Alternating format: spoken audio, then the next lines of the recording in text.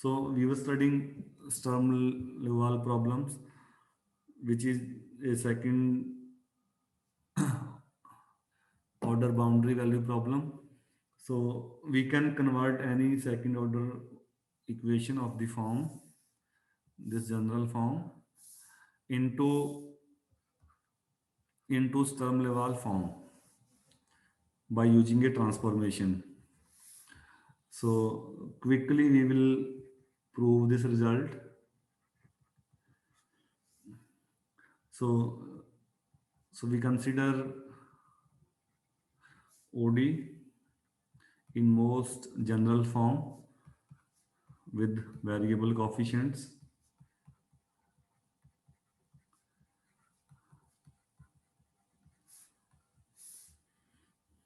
So since A2 is non-zero, so we can divide,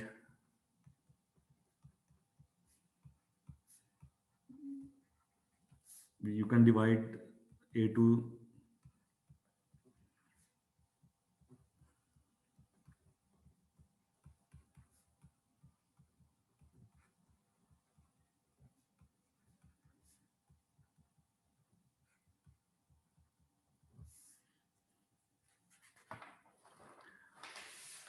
ठीक है जी। अब हमने इंटीग्रेटिंग फैक्टर को इंट्रोड्यूस करना है। इंटीग्रेटिंग फैक्टर क्या होते हैं, जिससे मल्टीप्लाई करने पे इक्वेशन आपका एग्जैक्ट बन जाए। यहाँ पे हमने क्या करना है कि जो स्टर्म लिवाल फॉर्म है, that is that combine second derivative with first derivative. So both are combined in one term. Okay, so we want to combine. तो पहले हम एक नंबर से मल्टीप्लाई कर लेते हैं, then we suitably choose that number. So multiply both side with a function mu.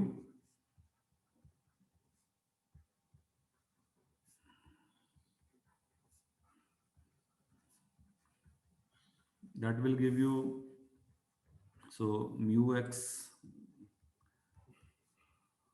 सीधा तो हम नहीं लिख सकते ना कि दोनों कंबाइन हो जाएगा. So you need to multiply with something. Then we say that you can club two terms. So right hand side mu x fx upon a2x. Okay, so now we can combine two terms. क्या होना चाहिए? The first two terms,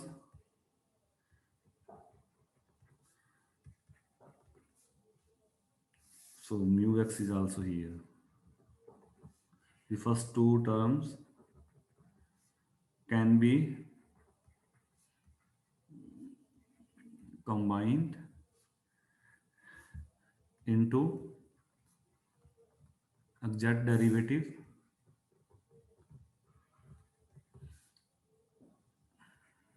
mu y dash dash if,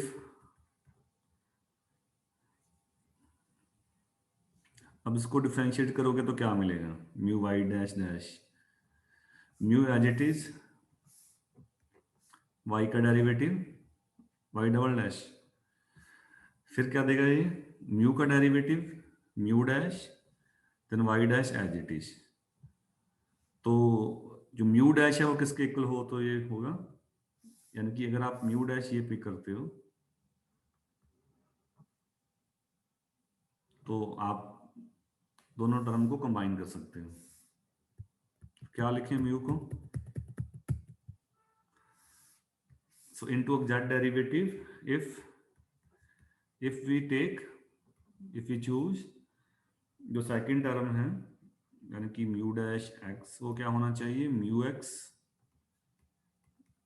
a1x upon a2x. यानी कि ये term अगर mu dash है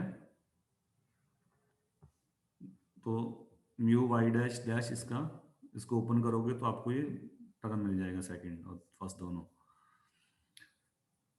तो यहां से आप म्यू निकाल सकते हो. So this is d mu by d x equal to something. Separate the variable,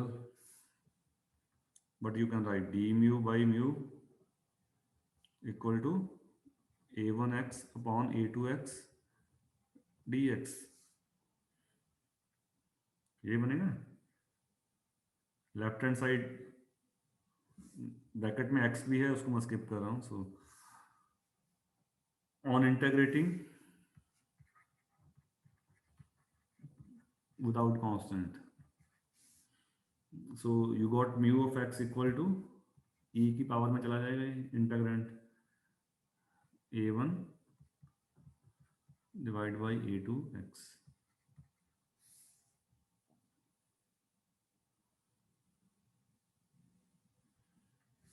ठीक है,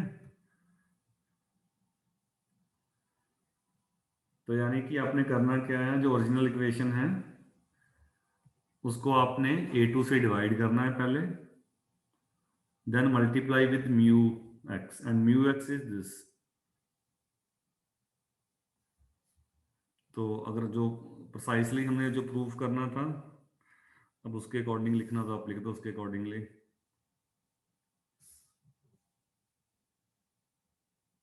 ये तो म्यू एक्स हो गया पी एक्स की जगह, ठीक है,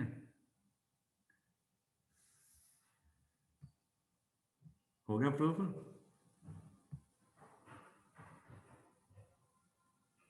so if you choose this mu,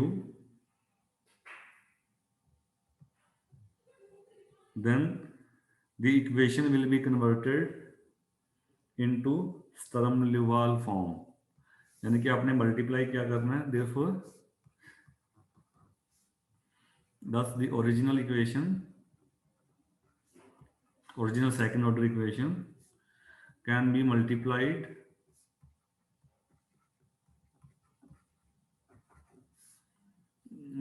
with a factor। Factor कौन सा है, एक्चुअली म्यू एक्स बाई, पहले a2 से आपने डिवाइड भी किया है, so mu by a2, so this is 1 by a2 e raised to power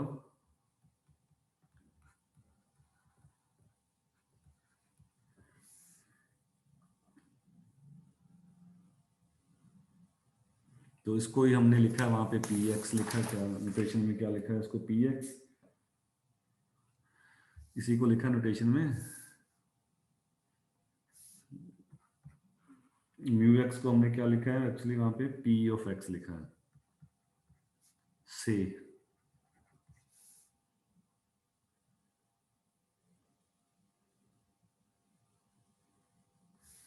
हो गया proof,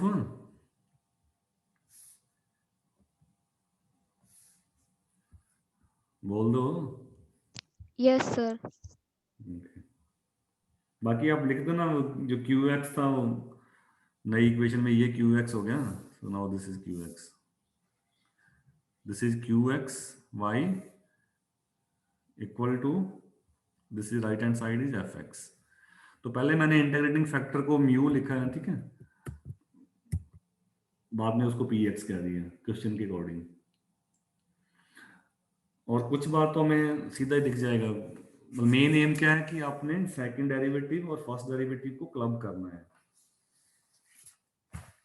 for example convert the following,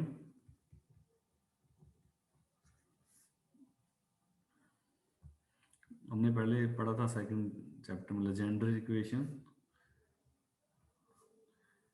1 minus x square Y double prime minus 2x Y prime plus alpha alpha plus 1 Y into Sturm Liouville form.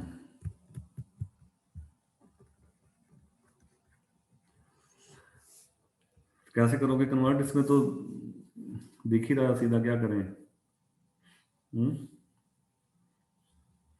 इसका derivative यहाँ पे पड़ा ही है, 1 minus 2x square का minus 2x, so what will be the form, d by dx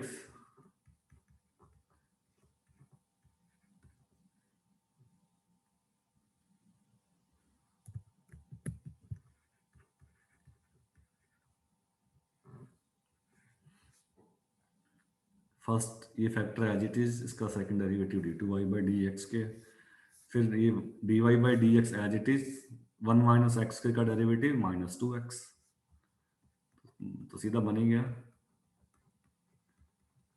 equal to 0 है। या उस form में लिखना हो तो इसको उधर ले जाओ, वैसे इसको ऐसे भी लिखते हैं अगर तो आइगन वैल्यू प्रॉब्लम के सेंस में हो तो इस फॉर्म में।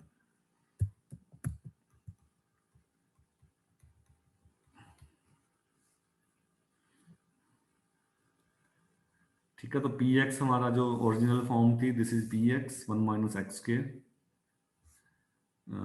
क्यू एक्स 0 है, ठीक है। राइट हैंड साइड और लैम्डा था ना, लैम्डा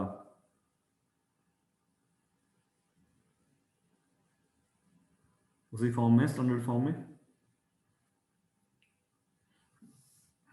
तो सीधा भी आप कर सकते हो। अगर नहीं पता लगे तो आप sir result, y alpha alpha plus 1 into y है तो वो एफ एक्स थोड़ी होगा, वो तो क्यू का फंक्शन बनेगा ना। कौन सा?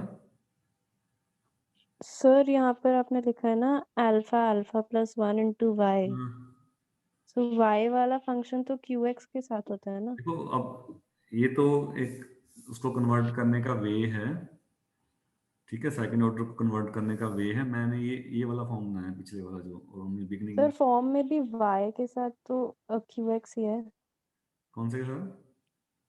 वाई के साथ तो क्यू एक्स मल्टीप्लाई होता है ना सर। एफ एक्स में तो सिर्फ एक्स का फैक्टर होगा, इसमें वाई भी आ रहा है। हाँ, नहीं, ये जो थ्योरम कहती है कि ये इस फॉर्म में कन्वर्ट करता है, बस फिर आपको थोड़ा सा एडजस्ट करना पड़ेगा। ये जो जो थ्योरम है प्रिसाइसली प्रिसाइसली क्या कर रहा है, स्टर्म लिवाल फॉर्म को नहीं बना रहा, बट उस टाइप की प्रॉब्लम को बना रहा है। ये क्या कर रहा है, ये डेरिवेटिव सेकंड और फर्स्ट को क्लब कर रहा है, बाकी थोड़ा सा आपको एडजस्ट करना पड़ेगा, थोड़ा सा उसके बाद रीअरेंज करना पड़ सकता है थोड़ा, इससे यानी कि इससे ये बनेगा, बट मैंने इसको यूज, सर वो पार्ट तो आ गया समझ, बट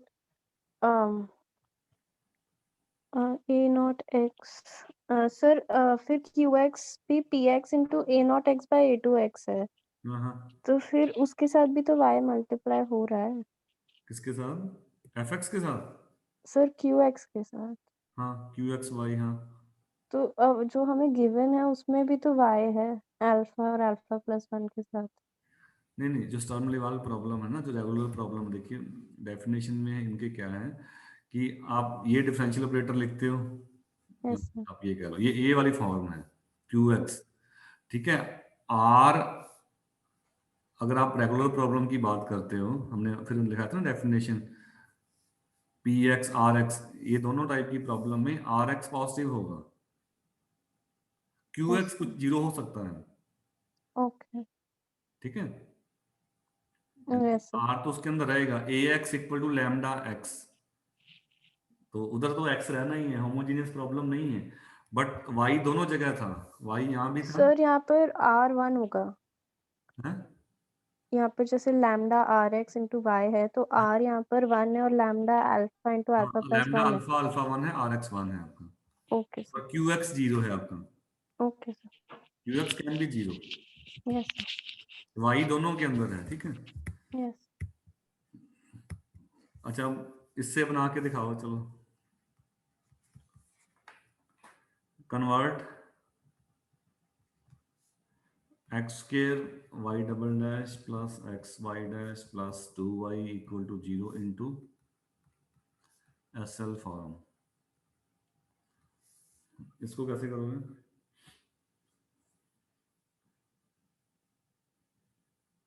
थ्योरम के हिसाब से बनाओ,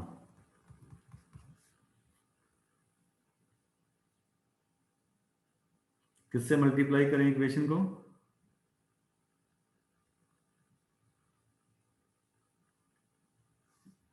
mu x by a to x से मल्टीप्लाई करने पे बन जाएगी ये,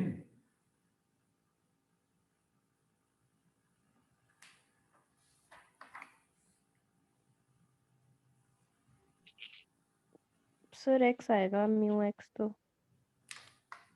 कैसे?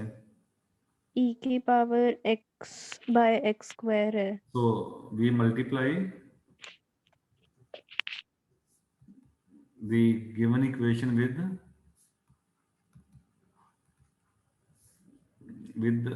mu x divided by a to x. So a to x is x square, mu 2 is e raised to power x divided by x square, x divided by x square.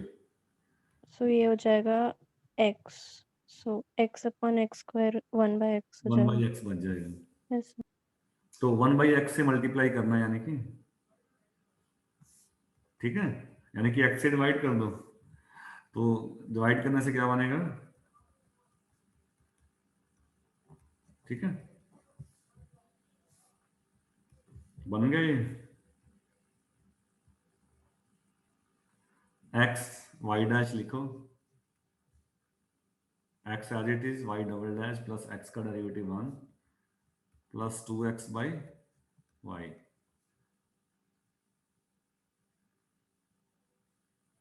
ठीक है, तो इस वे में भी आप कर सकते हो, बाकी ट्रिक से सीधा भी दिख जाता है, उतना बड़ा बात नहीं है कि आपने कन्वर्ट करना हो। तो एक लास्ट में ये करना कन्वर्ट दी, हमने पहले किया कि लेजेंडर। एक हमने पढ़ी थी Chebyshev equation, convert the Chebyshev equation, formula ध्यान है इसका?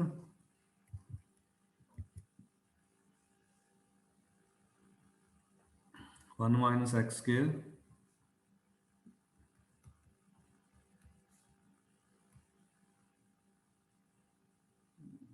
एन में लिखा था हमने, जो भी वहां लिखा था कांस्टेंट को,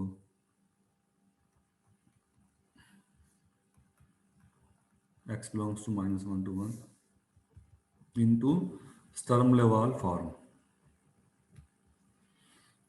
Can you try this?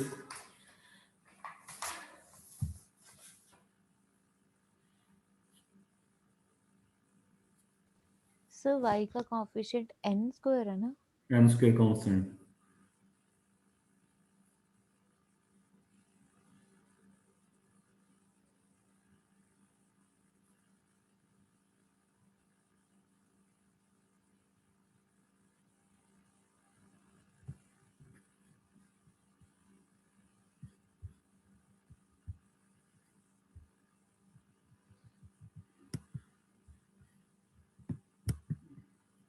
Go directly or use the theorem.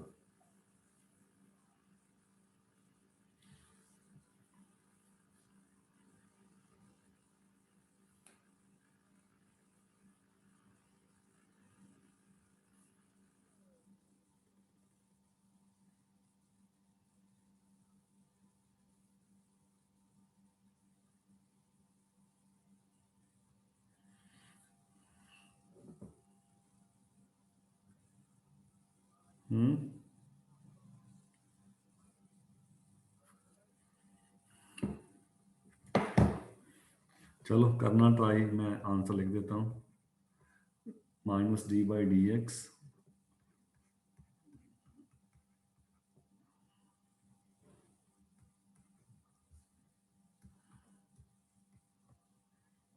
Equal to n, यानी कि इससे √1 माइनस एक्स स्क्वायर से डिवाइड करना पड़ेगा। सो this is Sturm-Liouville form with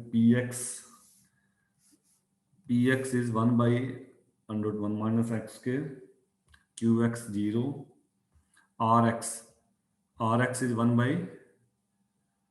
√1 minus x square, and that lambda is n square, with px equal to 1 by 1 minus x square, qx equal to 0, rx is 1 by 1 minus x square, and that number lambda is n square. करना try इसको। So before studying these equations in detail,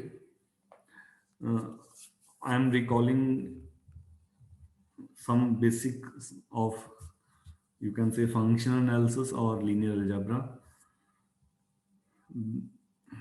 So you are familiar with vector space. Here we will use vector space with an additional structure.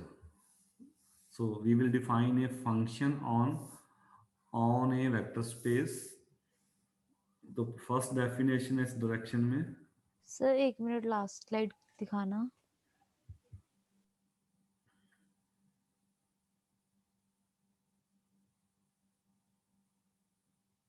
Okay sir, thank you. पहली definition है, so you have A vector space and you are solving Sturm Liouville problem, so we have a vector space, so v equal to r on real numbers. So you have a a vector space with field vector space over the field f. एक function है, एक mapping है जो हमें जरूरत पड़ेगा आगे। A mapping, so denoted by this in this bracket, a mapping v cross v2, field r ही ले लेते हैं, हमारा r में काम है। So a v cross v2 field r is called an inner product। जो डॉट प्रोडक्ट पढ़ा है आपने, डॉट प्रोडक्ट, उसी का जनरलाइजेशन है ये। This is called an inner product on V if for all vectors u v w in V and for scalars coming from field we have the following four property। ये कैसा function है, दो vector आपने u और v लिए, greater than और equal to 0 है, और खुद का खुद के साथ करोगे inner product,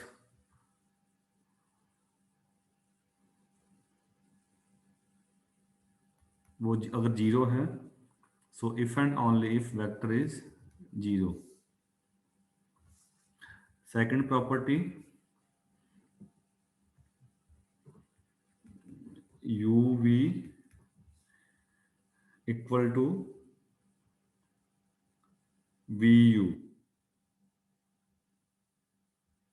commutativity,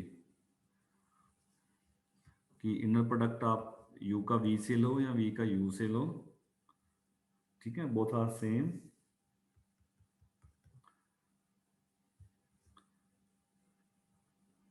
next property,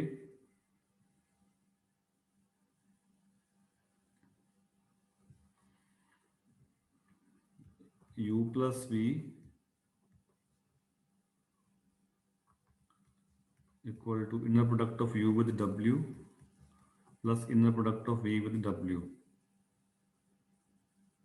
So linearity in first argument,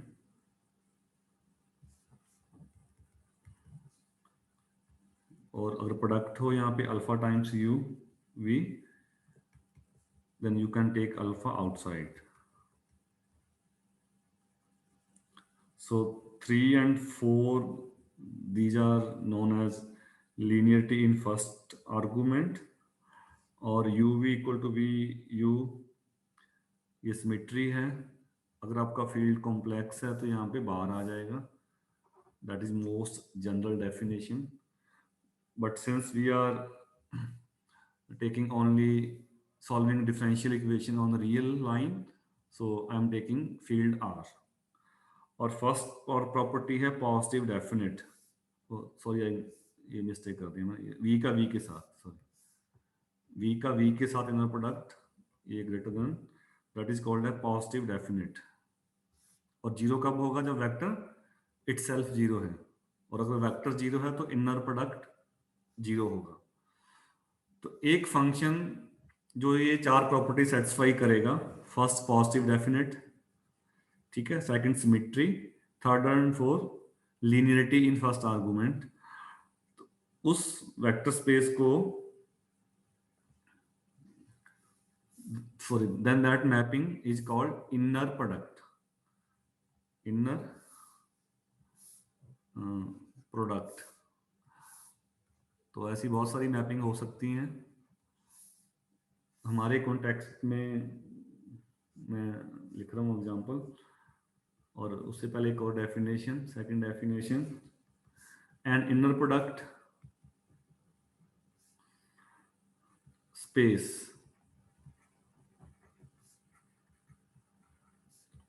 is a vector space with an inner product। तो वेक्टर स्पेस पे आप मैपिंग डिफाइन करो, ठीक है। अभी तक आपने फंक्शंस पढ़े हैं, साइन कोसाइन आप आर पे डिफाइन करते हो, वैसे वो आर भी वेक्टर स्पेस है।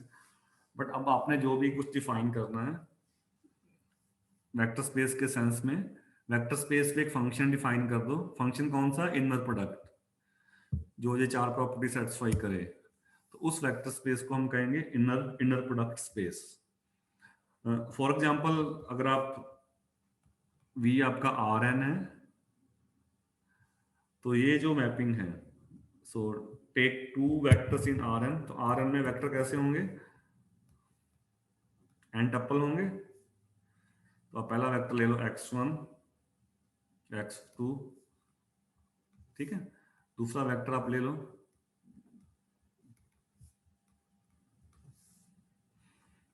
तो फिर मैं डिफाइन कर रहा हूं इनर प्रोडक्ट। डिफाइन कैसे? कंपोनेंट वाइज मल्टीप्लिकेशन, पहले कंपोनेंट का पहले से एंड सो ऑन। यहां सिंपल आप आर में लो तो एक्स वाई का मीनिंग क्या है? X multiplied by y, just multiplication. R2 में है तो दो दो ले लो आप, R3 and so on. You can check this function satisfy all the property. जैसे पहली प्रॉपर्टी है कि ये पॉजिटिव होगा, तो सेम का सेम के साथ लो, ठीक है। u का u के साथ ले लो तो क्या बन जाएगा? x1 square x2 square xn square, तो ये पॉजिटिव आएगा, ठीक है। अब वेक्टर जीरो कब होगा? जब सारे कंपोनेंट जीरो होंगे। तो जीरो का इनर प्रोडक्ट लोगे, जीरो जीरो स्क्वायर तो जीरो बन जाएगा, ठीक है। सेकंड प्रॉपर्टी आप इनको स्वैप भी कर सकते हो, उल्टा भी कर सकते हो। वी यू लिखोगे तो वो क्या आएगा? y1 x1 y2 x2। और r में कम्यूटेटिविटी फॉलो होती है, आप y1 x1 को x1 y1 लिख सकते हो। सेकंड सिमिलरली आप थर्ड भी चेक कर सकते हो। पहले u प्लस v निकालो, w एक और वेक्टर ले लो z1 z2 up to zn, ठीक है। अल्फा से मल्टीप्लाई करोगे तो अल्फा वेक्टर में मल्टीप्लाई कैसे करते हैं? अल्फा सबसे मल्टीप्लाई हो जाएगा यहाँ से हर एक कंपोनेंट के साथ। अब अल्फा को आप बाहर भी लिख सकते हो। सो दिस मैपिंग, जो आपका यूजुअल डॉट प्रोडक्ट हम बोलते हैं उसको, so this mapping satisfy all the property of inner product. So Rn together with this, जो आपका Rn है इस मैपिंग के साथ, that is an example of inner product space. और हमारे काम का यही है, ज्यादा हमने कुछ डिटेल में नहीं जाना, आप आगे फंक्शन एनालिसिस में पढ़ोगे। एक एग्जांपल मैं और ले रहा हूं कंटिन्यूस फंक्शन के सेंस में। अब आपका जो वेक्टर स्पेस है, let we be the space of, mainly हमें यही चाहिए, स्पेस ऑफ। अब हमारे पास क्या होगा? सोल्यूशन है, you are solving differential equation, ठीक है। तो जो उसका सोल्यूशन होगा वो कंटिन्यूस फंक्शन होंगे।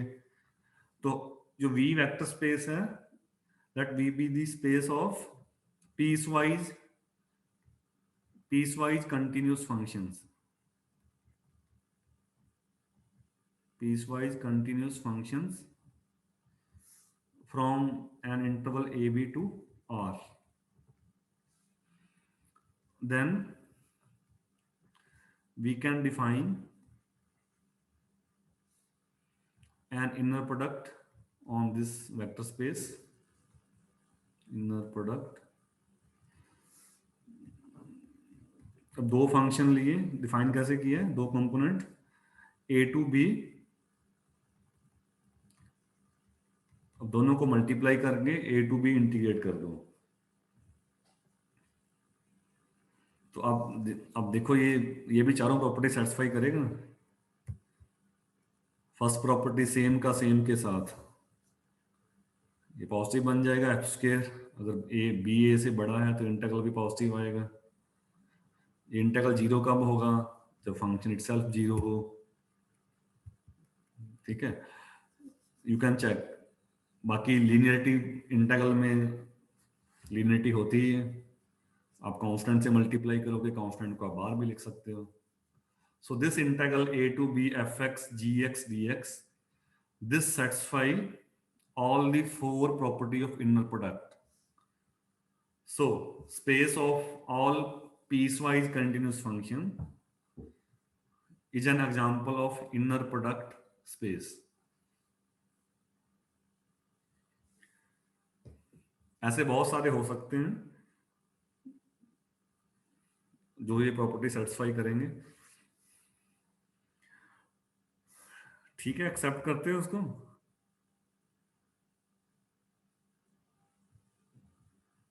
हमारे काम का ये एग्जांपल है। So you have a space of all continuous functions, then inner product define कैसे है, A to B F X G X D X. One more definition, then we will come back to Sturm Liouville problem. Let V be an inner product space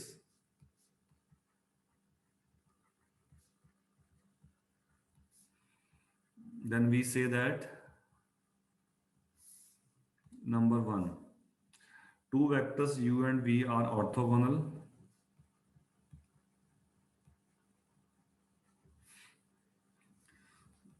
आप कहते थे वहां पे dot product zero zero हो, यहाँ पे क्या inner product zero हो,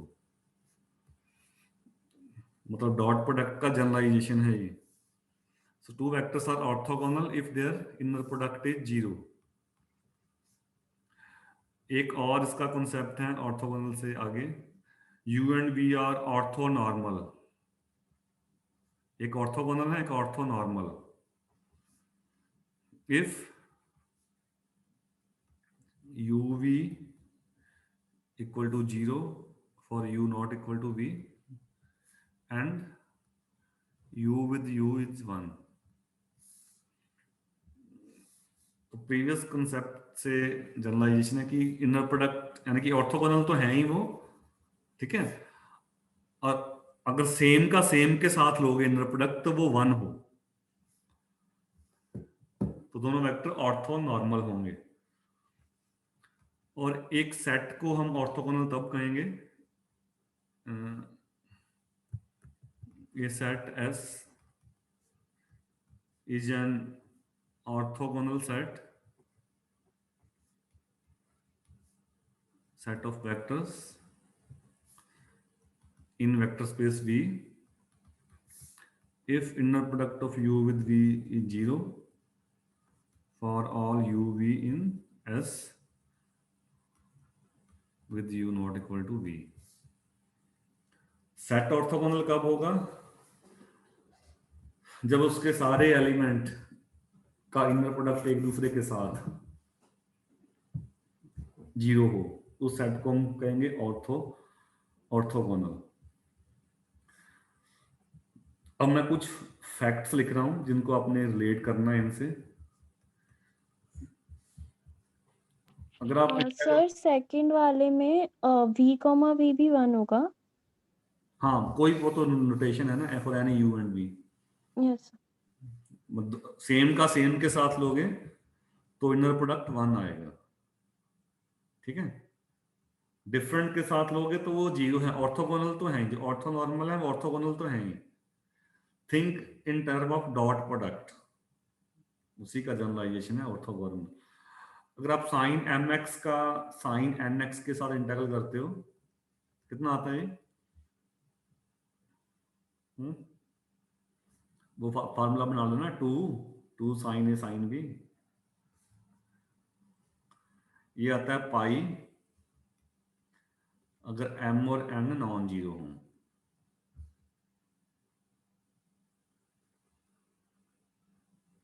m इक्वल टू n हो और बाकी सारे केस में ये आता है जीरो। 10 इंटीग्रल है। फिर minus pi to pi cos mx का cos nx,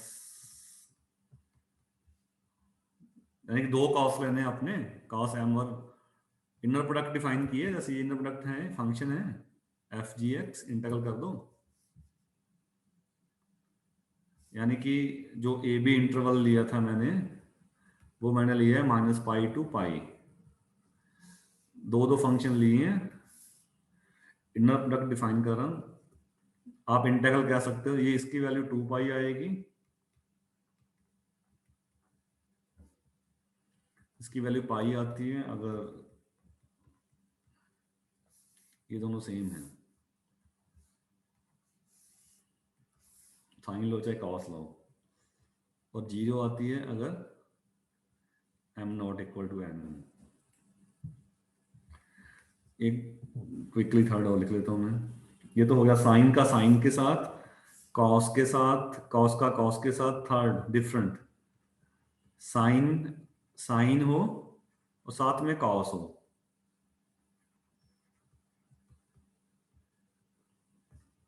so this is zero.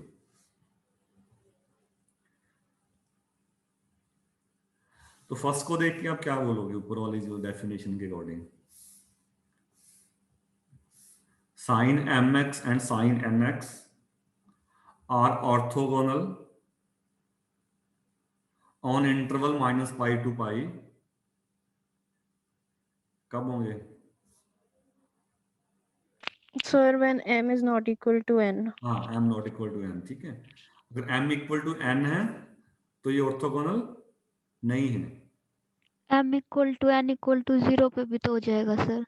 इस पे हाँ, इस केस m को छोड़ के जो भी है, ये वाला फर्स्ट वाला केस छोड़ दो, ठीक है। For all other cases they are orthogonal, same cosine और साइन और कॉस, ठीक है। तो ये मेरा पहला फंक्शन है, ये दूसरा फंक्शन है, दे आर ऑर्थोगोनल।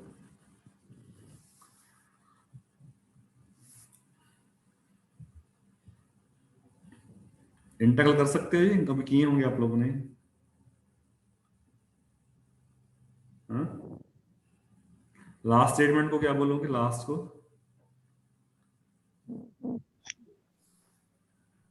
इसको लास्ट को क्या बोलोगे?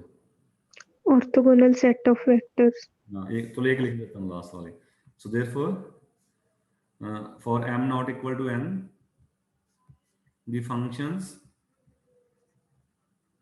sin mx, कोई लिख लो चाहे, and cos nx are orthogonal on this interval, that is also important, on minus pi to pi as their inner product। आप ये भी लिख सकते हो। और इसका इस स्पेस में मीनिंग क्या है? माइनस पाई टू पाई, पहला फंक्शन दूसरे फंक्शन से sin mx cos nx dx। so this inner product is 0।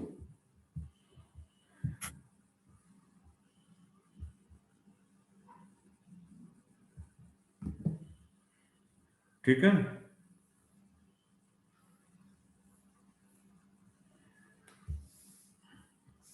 और एक छोटा सा रिजल्ट है, that lemma,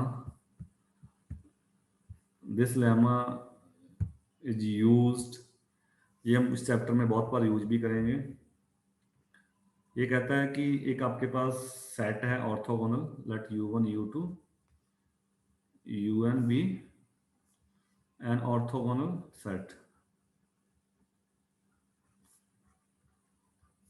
set of non-zero vectors on an inner product space V and let and suppose V इनका linear combination है CI UI। यहाँ अगर आप ओपन करके लिखोगे तो V क्या है आपके पास, linear combination C1 U1 plus C2 U2 plus CN UN। ठीक है जी, मतलब V एक वेक्टर है उसी स्पेस में, उसने उस V को आपने क्या लिखा है, linear combination of these orthogonal vectors. तो फिर ये थ्योरम कहती है कि फिर आप CI को कंप्यूट कर सकते हो। जो CI का वैल्यू होगा वो होगा inner product of V with UI divide with UI with UI, inner product.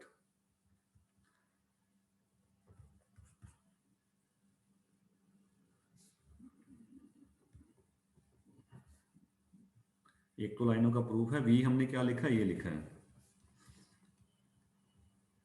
ठीक है, फिर आपने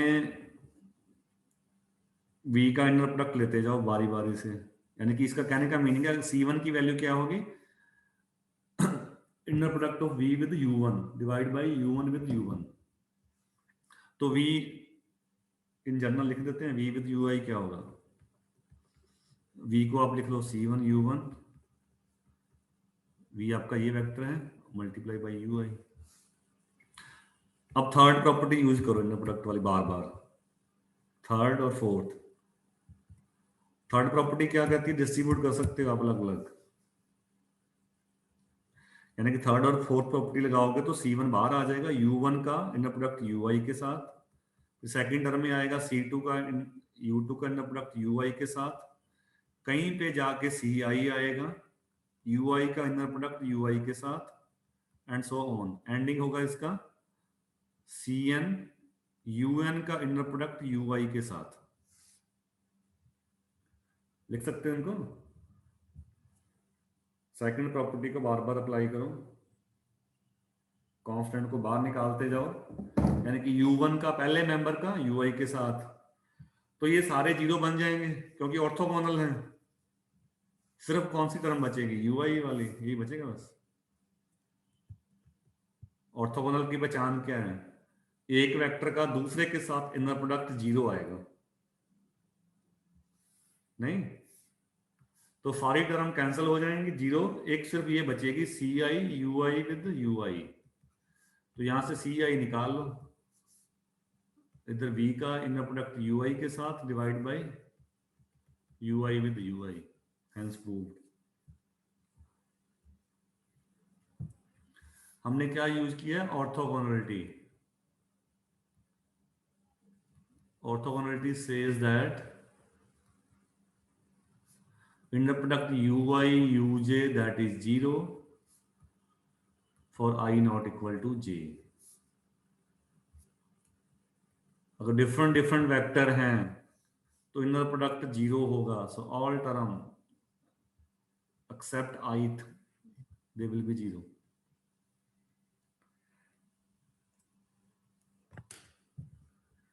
कुछ फॉलो कर रहे हो कि नहीं,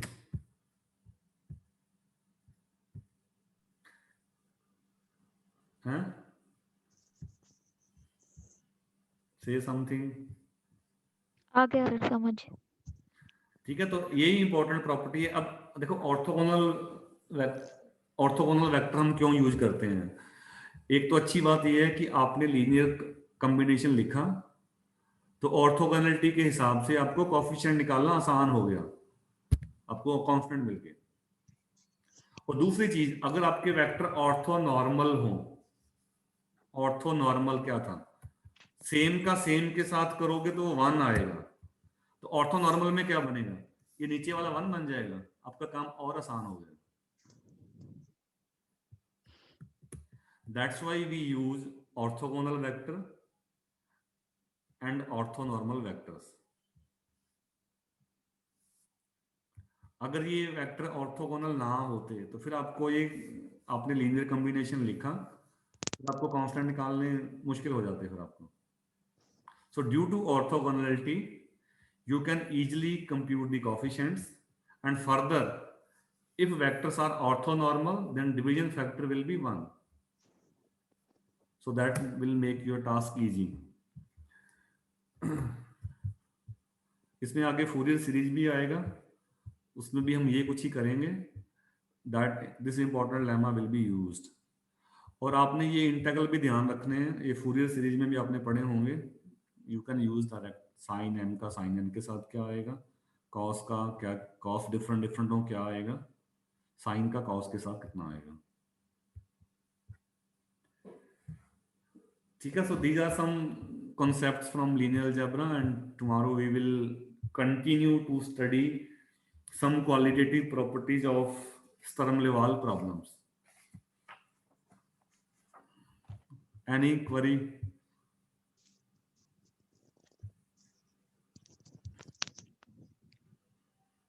तुम लोग भाई 14 ही क्यों हो, तुम तो हो तो 22-23 जने, बाकी लोग कहाँ से लगे हैं? सर बाकी क्लासेस में भी अटेंडेंस कम ही थी. एमएससी वाले बच्चे तो नहीं ऐसे करते कभी.